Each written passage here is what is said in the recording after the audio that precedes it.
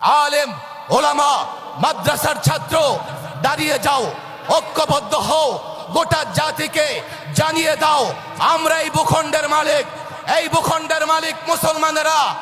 আজ থেকে কোন তন্ত্রমন্ত্র এই ভূখণ্ডে বাস্তবায়ন করতে দেওয়া হবে না। এই ভূখণ্ড চলবে আল্লাহর নবীর আদর্শে, এই ভূখণ্ড চলবে কোরআন সুন্নাহ দ্বারা।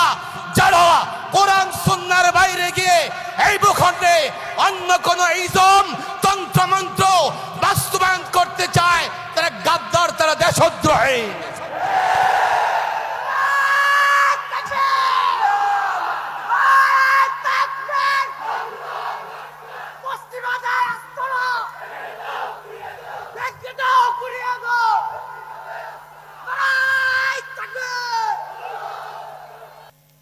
ছাত্ররা ভুলে গেছে, আলেমরা ভুলে গেছে যে এই ভূখণ্ডের মালিক মুসলমানেরা। আমরা যে ভূখণ্ড পেয়েছি ভাষার কারণে নয়। যদি ভাষার কারণে ভূখণ্ড পেতাম, আমরা থাকতাম ক্যালকাটার সঙ্গে, না হয় আসাম ত্রিপুরার সঙ্গে। যদি আমরা এই ভূখণ্ড পেতাম, ভালো করে বুঝবেন, ভাষার জন্যে আমাদের ভাষা পশ্চিম পাকিস্তান পাকিস্তানিদের সঙ্গে মিলে না। আমাদেরকে কেন পূর্ব পাকিস্তান পশ্চিম পাকিস্তান দুটো খণ্ড অংশ মিলিয়ে একটা রাষ্ট্র কেন করা হলো? ভাষার কারণে নয়।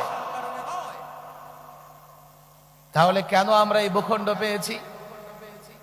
তাদের ধর্ম ইসলাম, আমাদের ধর্ম ইসলাম। এই প্রজন্মের ছাত্ররা জানে না।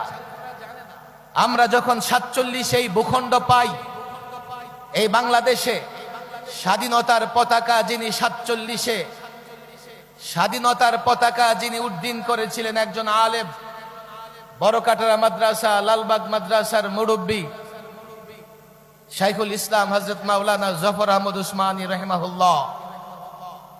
পশ্চিম পাকিস্তানে স্বাধীনতার পতাকা যিনি উড্ডীন করেছিলেন আরেকজন আলেম মাওলানা শাব্বির আহমদ উসমানী।